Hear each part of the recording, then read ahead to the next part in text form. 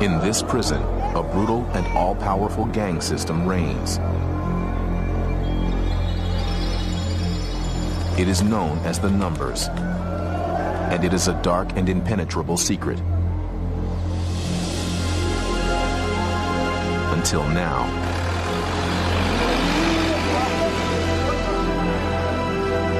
This is the story of a daring and dangerous mission.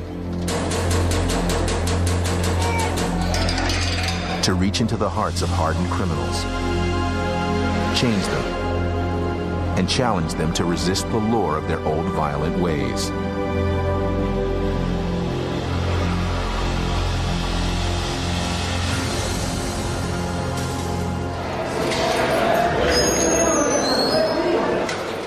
Pollsmoor Maximum Security Prison in Cape Town. After months of negotiation, the BBC was granted access to the secret world of the Numbers gangs. The prison houses mass murderers, multiple rapists, and armed robbers. The gang system rewards violence. Only those who are willing to commit atrocity, to maim and kill, can rise to the top. Mohammed Benjamin has killed so many people inside the prison, it's made him the highest-ranking gangster here, a general. In the camp of 28, a person's life is in my hands. The final decision is mine. There are people who I order killed, and they are killed. On my file, written in red, it says, notorious, dangerous. Notorious, gevaarlijk.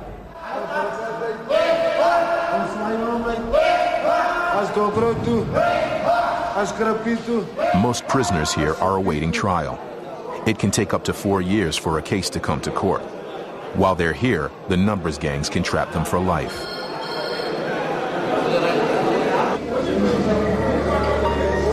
The prison wardens patrol the passages, but behind the steel doors, the territory belongs to the gangs.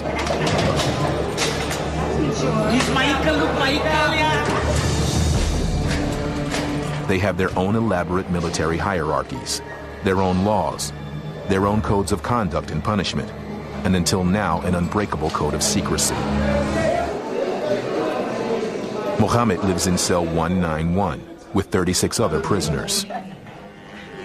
The gang he leads, known as the 28, is the oldest and most powerful gang of all. It was founded in 1906 as a revolt by 28 black prisoners. Members of the 28 live alongside two other gangs, the 26 and the 27, crowded together in this single cramped room. In prison, the men of the 26 concentrate on theft. They rob and steal. The men of the 28 have sex with each other at night. And they exert total control over the other groups.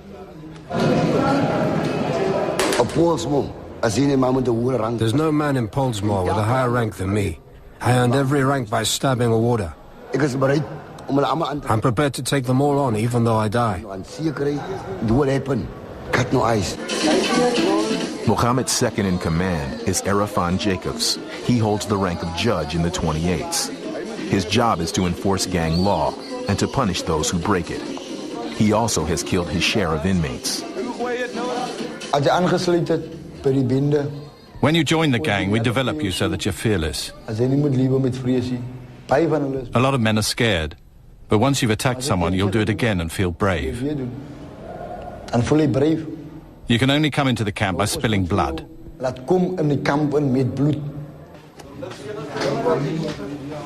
The gangs demand constant demonstrations of loyalty. They carve the emblems of their allegiance into their skin. This is their uniform.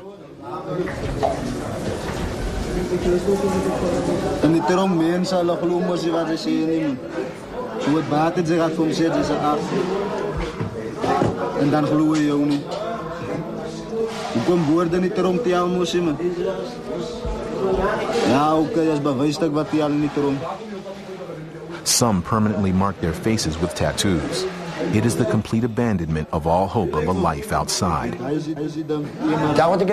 The day I came to prison, I had a grudge against my mother, and I cut these words, "I hate you, Mum, I don't care," all over my face, because I thought I'd never come out of prison.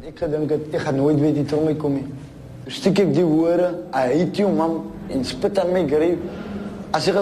she came to visit, I chased her away and told her I don't want you to visit me. I even told her I'd kill her the day I came out of prison.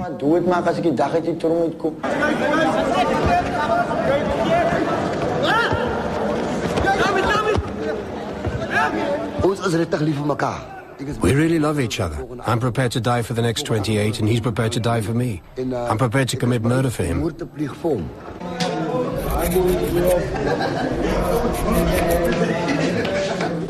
Mohammed fashions a knife from a prison-issue toothbrush and a blade smuggled from the prison hospital. With this weapon, I'm going to go for your neck or your eyes. It won't help to go for your head. I'll stab you in your eye, and when you grab your eye, I'll stab you in your neck, and then I stab you to death by cutting your artery. That's one way. This is one object, but two knives. This way, I can attack more men at the same time.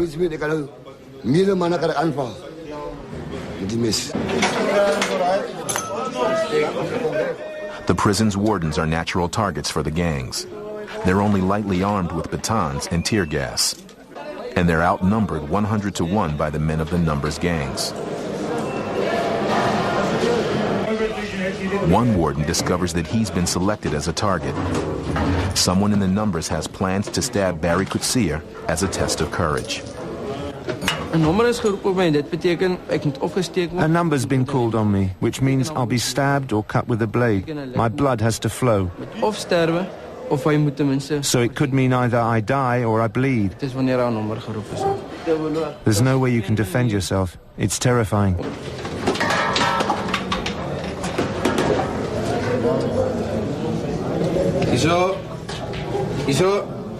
Nearly half the wardens in maximum security have been stabbed at least once.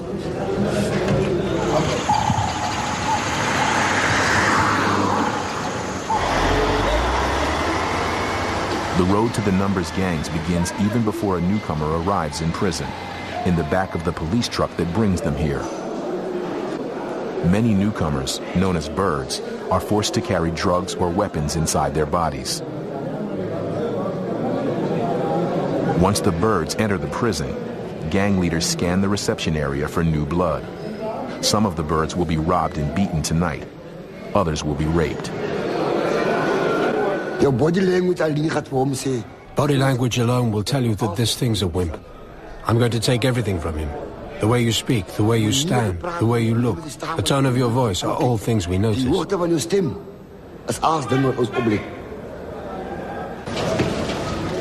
The prison authorities try to stop recruitment, but the Numbers gangs now dominate every maximum security prison in South Africa. And birds must obey gangster rules. A non-gangster is entitled to nothing. We, the 6, 7s and 8s, we are entitled. It's the culture of the prison.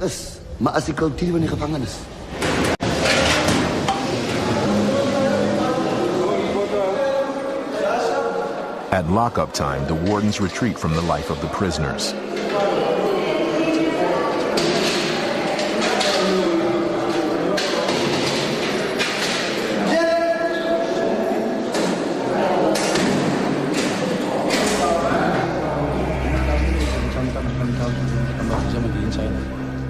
This is the moment of initiation into the all-embracing world of the Numbers. It has never been filmed before. The new recruits must now pledge their oath to the gang system. For the gangs, the commitment made here is sacred and lifelong. For the birds, showing fear is a death sentence.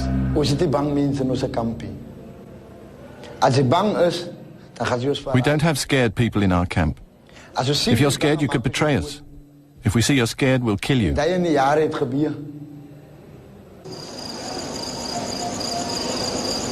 Being untrustworthy is another fatal error. Mohammed recalls conducting a gruesome murder of one unreliable inmate. I was naked so that the blood wouldn't splatter my clothes. I was the first to sever the artery. The heart was removed and eaten. I personally ate first.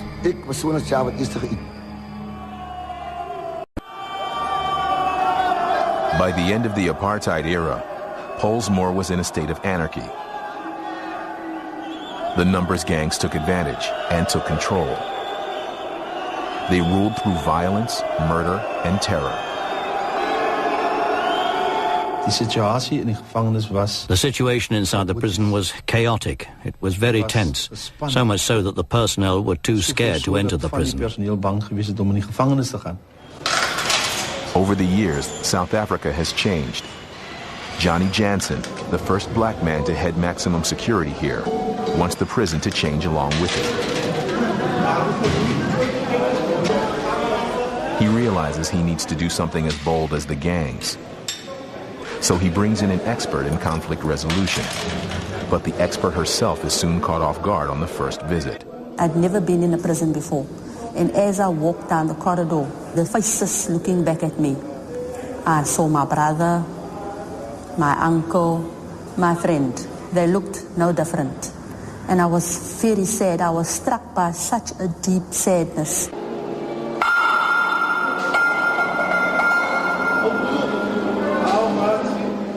Locked in their cells, the men of the numbers exchange their messages. They agree that Joanna is a threat to the gang system. Thomas N'Golobert, senior member and fighting general of the 26, is the most hostile. I first thought Joanna had come to kill the number. And if you try to kill the number, we must kill you first. This Joanna had to be stabbed in here.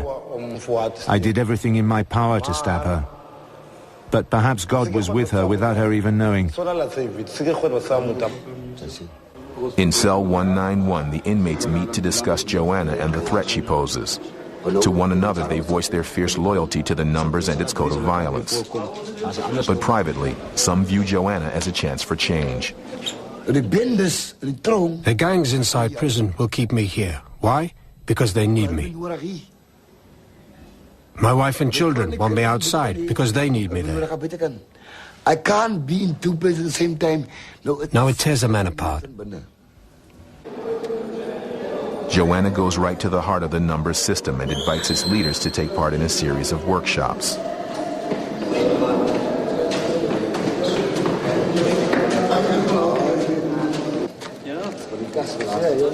They gather in an isolated cell in the prison roof. This is no ordinary cell. It's where Nelson Mandela was held for 6 years. The place where he began negotiations with the old apartheid regime. This is an historic occasion. Continue with the workshop. So let's just stand it up. The symbolism is not lost on them.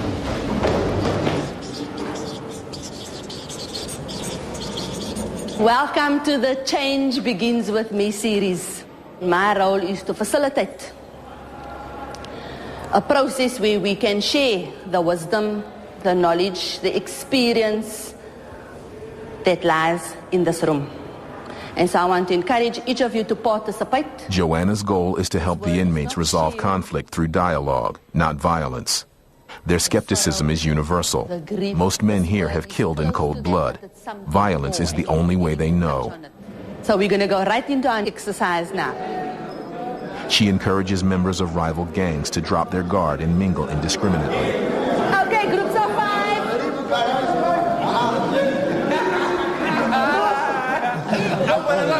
Keep moving. 2. Stay there. Have you all got a partner? Okay, now that's your partner for the next exercise. Meanwhile, down in the courtyard, gang members grow uneasy about what the leaders are doing on the roof. The decision is quickly made. Attending Joanna's workshop could get you killed. I'm scared, yes. Because the last law states that the day I talk about this thing, that day I will die. But I've made my decision. Maar ik heb moest besluit gemaakt. Thomas, the fighting general who wants Joanna murdered, doesn't join them, but even he begins to wonder. There's a big war between the number and change. If I tell you that I want to leave the number, then I'll lose my head. Despite the danger, Thomas decides to meet with Joanna. Als het kwaad is voor mij, dan kan ik die helpen. En ik kom op het einde, of waar het gaat uitkomen. Nee. Die dag, Joanna hier komt in de troon. Elke keer nee man. Joanna is bezig om een nummer van 26 en nummer 28 en nummer 27 dood te maken. Dat was mijn ding wat ik gedaan met hij deed. In andere woorden, hij roeit voor ons uit. Dat is mijn plan. Als om voor Joanna laat gestigen raken, want ik kom roeien met zijn nummer. I admire this courage to admit that to me. And it actually inspired me to build a relationship with him. I think the risk was probably greater for him than for me. Ik jou recht verstaan. Jij wilt deelnemen. Geen programma.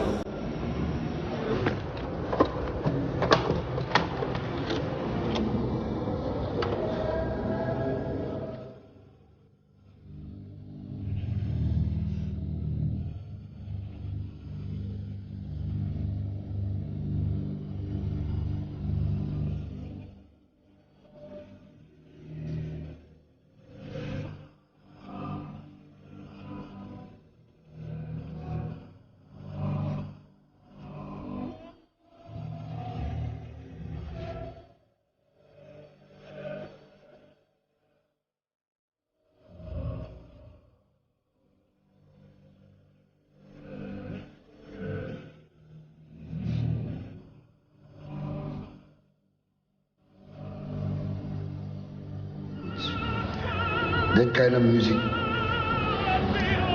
calms me. Ik wil niet praten met mijn eigen gevoelens. Zo je zin met zijn gevoelens, tel ons bij je man. Het tel bij. Nou, ik meen als een powerful ding dat nou ik is net een beetje voorzichtig met mijn eigen gevoelens. Oké. En mijn doel is niet om jou te dwingen om je gevoelens te delen nie. Maar als ons ook to help us understand conflict. Wat doen ons met onze gevoelens in die tronk? We press it down. We suppress it. Why do we do that? We don't want other people to see. Why else? We are men. We're scared. And we are men. And you are men. Because you got that message from birth. You're a boy and boys don't cry. And men don't cry. And gang members don't cry. And gang leaders don't cry. Dankie, ik kom mensen. Pas ik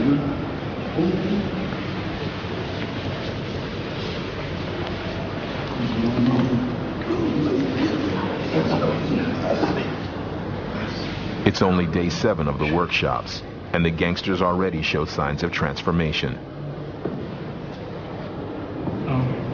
Dankie. Ik weet, ons allemaal vertrouwen elkaar, zoals hier in die klassen. Ik hoop maar niet, ons maken grotere succes.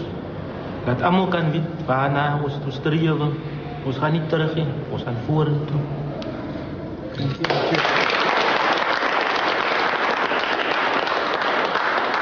You can stand there and you can take a big leap. What do you mean run and just jump? Just jump. Okay guys, I'm going to do this now because I want to feel the way I've never felt before. I've never been kissed by people in my whole life. Right? I'm ready.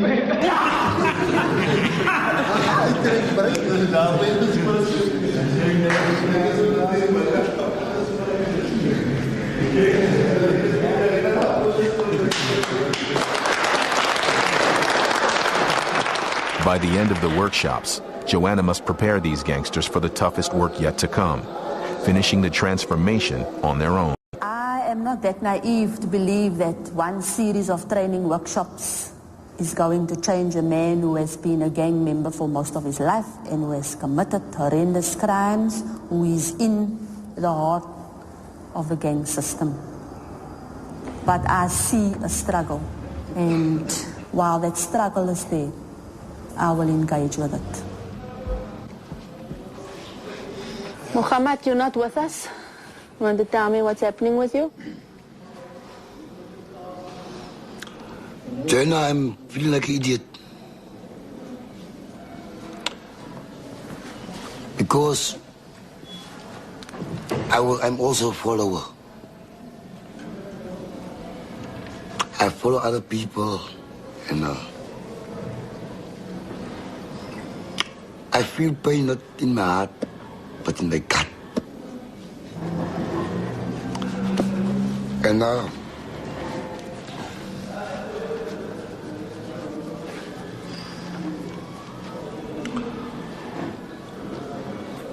I feel pain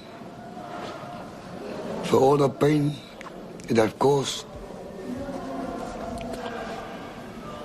in other people's lives, in my family's lives, and my life too.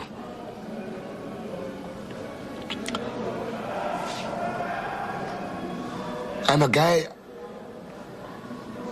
I'm not scared of anything. But all those years, my actions was idiotic. And I feel like an idiot. Because I was a follower. I never chose the road myself. I just went on with the road, and my road ended here.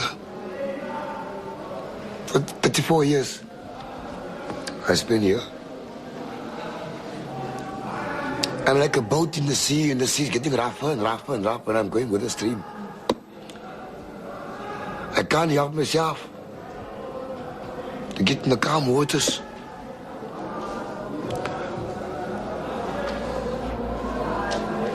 And for now, that's all I'm going to say.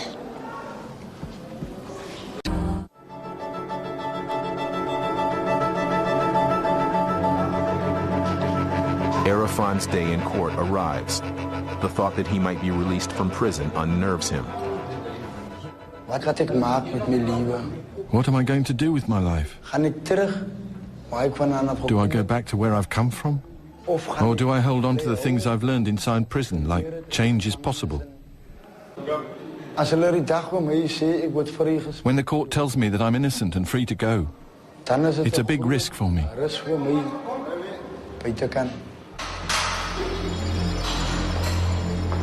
I'm scared to go outside.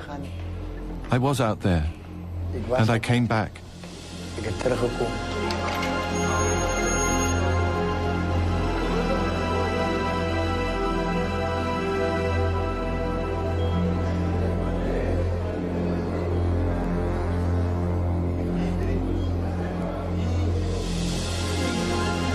Arafan has no choice but to face his fear. The judge throws out his case. He's free to go. As Mohammed's court hearing approaches, he wonders how his family would react to his return. He met his wife Rahmat when she was 12 years old. By that time, he was already a hardened ex-convict. The first time I saw Rahmat, I'd already sodomized boys. I'd already raped. I was standing on a corner. She didn't see me. Before she knew it, I had her around the neck.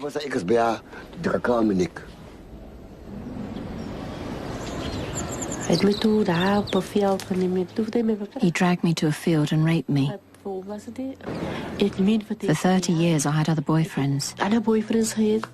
I had children with other men, but I never felt what I felt for him. Maybe it's because he was my first boyfriend, or, as they say, you fall in love with your rapist.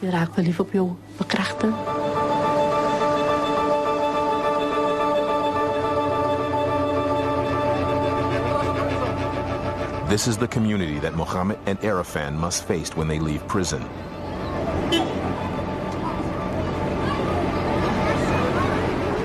Three-quarters of the men are without work. The police cannot enter some neighborhoods without military support. Each day, some 9 murders and 31 armed robberies are committed.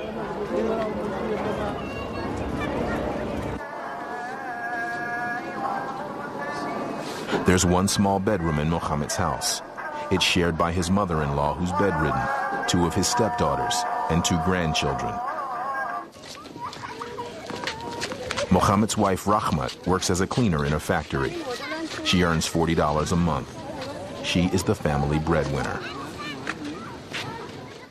If there was somebody else who worked in this house, things might be better. I can't give my children what they want. So it's very tense in the house. Shafika is one of Mohammed's 4 stepdaughters with 2 children of her own. She is HIV positive. I'm unhappy in this house. I want to be on my own with my children. I feel like a prisoner. Fazlin is Mohammed's youngest stepdaughter. She has the most to fear from Mohammed's release. The last time he was home, he attacked her at a railway station. She was just 13. He had a knife and said if I scream, he'll stab me.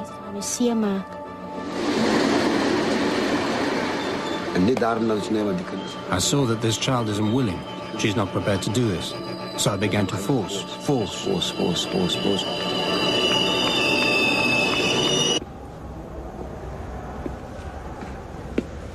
After 34 years in the prison system, what worries Mohammed the most is readjusting to life outside its walls. When I, as an old criminal, come out, I won't know how to stand at my gate. I'm used to resting against bars, with my arms through them. At my house, there aren't any bars, just a gate. I rest my hands on top of the gate, but it feels uncomfortable. I'll miss the bars in front of my eyes. I'll miss them. 3 weeks have passed since Arafan's release, and he's constantly surrounded by his old life luring him back. So far, he's been able to resist it. That day, I made a decision. From now on, I'm going forwards, not backwards. I'm going to my mother's house. The woman he once threatened to murder, that once inspired his "I hate you, Mom" facial tattoo, agrees to take him back. En as ek gaat val, miskien sal ek kan weer opstaan. Sy was eers baie onrustig. Ek het gesien waar het ons miskien verkeerd gegaan het. Ek kan nie sê waar, ek kan nie ou verkeerd gegaan het, laat sy moet op die pad gegaan het. Maar ek minta Allah begin laat sy nou op die regte pad is.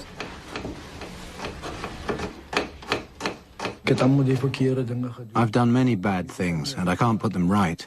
All I can do is ask for forgiveness.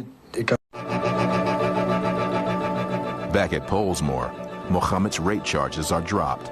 He's coming home to his family. And they're scared. Old friends from his prison and street gangs are there to welcome him back. He feels relaxed and comfortable around them. It contrasts starkly with the strained uneasiness he feels with his family. When I came through the gate, I could feel, I could smell, I could see that these people don't know where they are with me. They don't know if it's the same old Muhammad or a better Muhammad.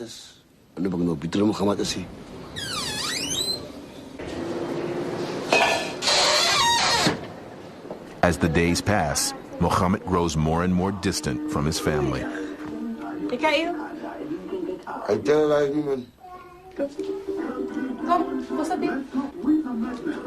Each and everyone decides when and how they want to eat. Never is a round table with the whole family. I would really like to feel the love of a family around a table. But here, the love ain't there. Shafiqa would rather go without food than join Mohammed for a meal. Mutual resentment and irritation build, threatening to erupt into violence at any minute. At night when I sleep, I heard Mikhail cry, and I can't sleep. Why is he crying? And I stand up and knock on the window. And they, ek sê kom hierdie kind. Maak stil die kind. It sounded like he wanted to break the window because my child was crying and I couldn't get him to stop. He came in and threatened to beat me. Mohammed is not yet ready to resolve the conflict through dialogue and further retreats into his own world. There are times when I don't talk to anyone. They think things are going to start again. But nothing's happening. I don't feel like talking, and they're scared. They're afraid.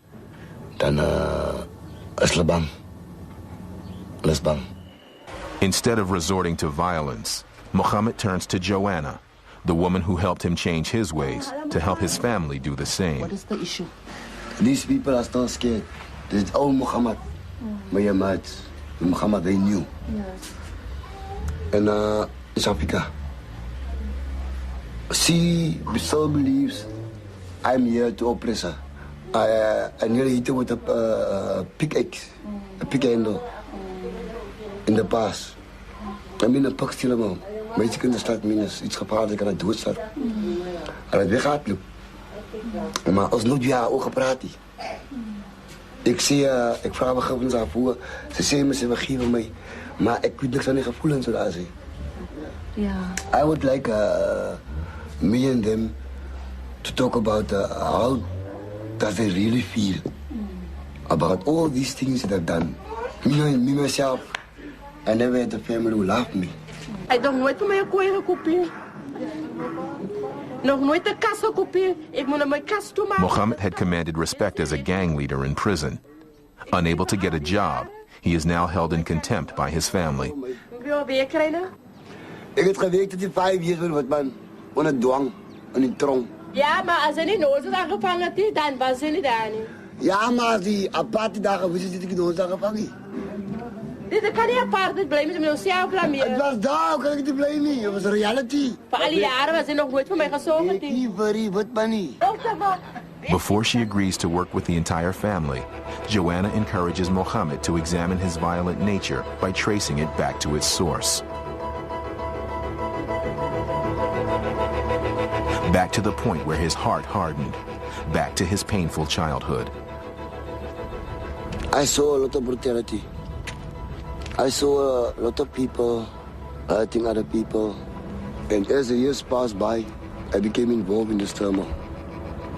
Like a circle. Everybody here gets involved. Mohammed's mother died of tuberculosis when he was just 9. The day she died, I couldn't cry. With her death, everything died.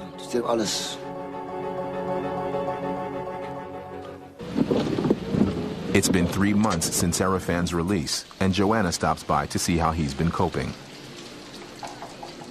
Hello, Farida. How are you? Nice to see you again. Can I sit down? I feel great, man. I feel good. I'm going to show you. Okay. Arafan has been making real progress. Proudly, he tells her he's been drug-free for more than 2 months. 50 days. And this was the last one, the 60 days. The green one. Clean and serene for 60 days. I'm into it now. I'm making it in my life. I'm going to live with it. What else do you want to achieve?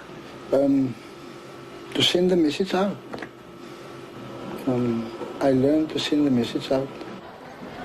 Joanna finds the perfect place where Arafan's message of non-violence can make a real impact.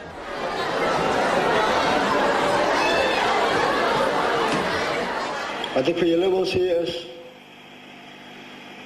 crime doesn't pay. You will never pay. Ek glo julle almal het drome. En no matter wat het is, maar try net om positief te dink.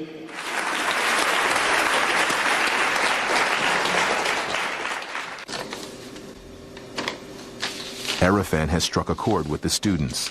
The children he's been talking to overwhelm him with their responses. Dear Arafan, I write this letter to tell you how much I like you. I forgive you and pray for you. You are always in my thoughts. Prison is not meant for you.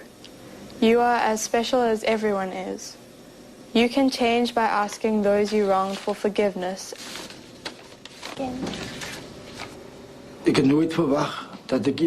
I never expected to get support from children. It gives me power to carry on with what I'm doing.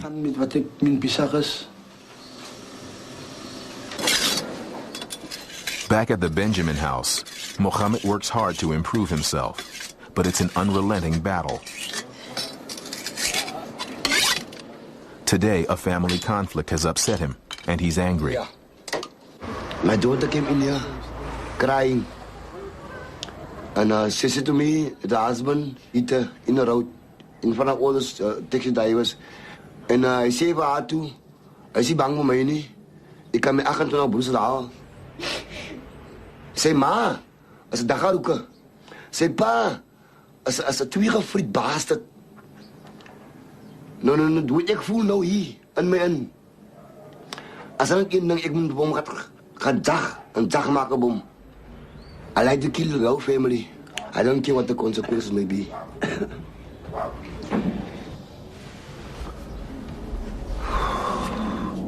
This moment could break Mohammed.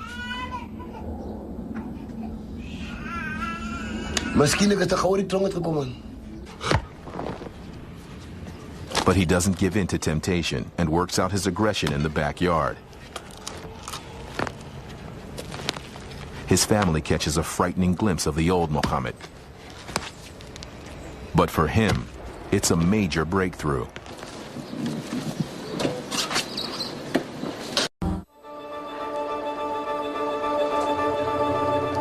Arafan is about to take the biggest step on his journey toward redemption.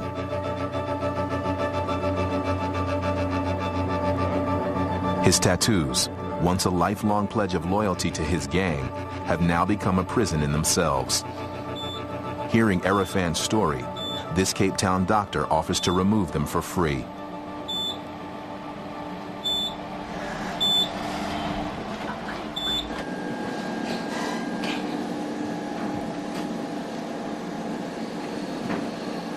Hold up.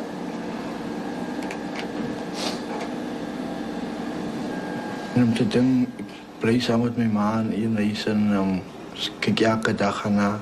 Ek droom elke dag om te net laat ek net die kan van my gesig afhaal en dat ek maar net 'n normaal lewe kan lewe.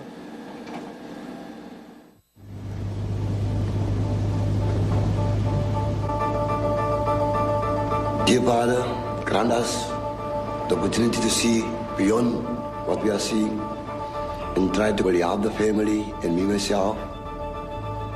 Lord, everything that I'm asking, I'm not asking because I'm deserving, but I'm asking it in the name of Jesus Christ. Amen. Thank you, Mohammed. Let's have a seat there. At Mohammed's insistence, Joanna agrees to run a workshop for his family. She pushes them to talk about life together again and insists on brutal honesty. Yeah. Living at 61 Essachai Street is like... Give me the picture. It feels like a graveyard. Feels like a graveyard. Medical. When there's nothing, no food, no money, no electricity, then there's no warmth. Then like everybody is dead. It's ice cold. There's no love, there's no understanding, there's nothing. So are we saying here all are guilty? Yes. Very angry when the kids is crying in the house and the adults are there on the spot, but the kids are crying. And that is one thing that makes me very angry. A child must cry. Even during the night, he must cry. I'm tired, I'm sick. I can't do it. I cannot do it anymore. Then they break for lunch. Astonishingly, it's the first time they have ever, as a family, sat together for a meal.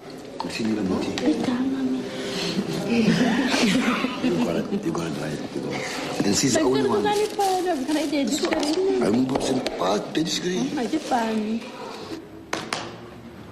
Later, Joanna uses the same exercises she used to open the hearts of hardened criminals.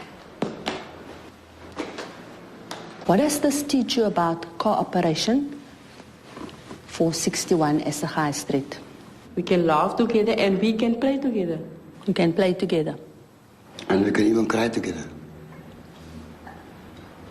So it's about giving and receiving. They break again, and there is another family first. Mohammed asks to hold his grandson. I was partly scared. I never done it before. And it surprised me that I was so small at the time to get this big now.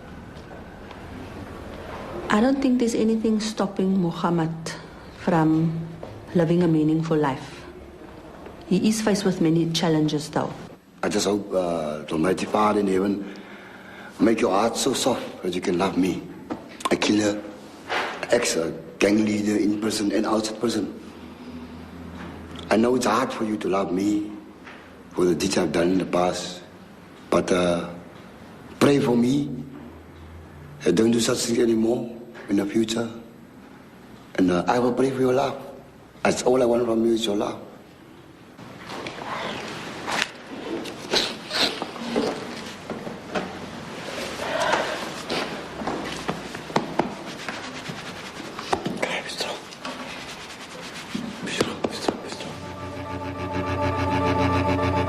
Mohammed has been on the outside for 7 months now, far longer than at any time since he was 9 years old.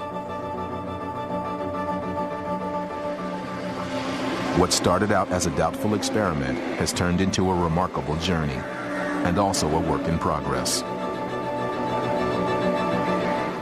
I'm not an angel. I'm not that clean yet. I'm struggling.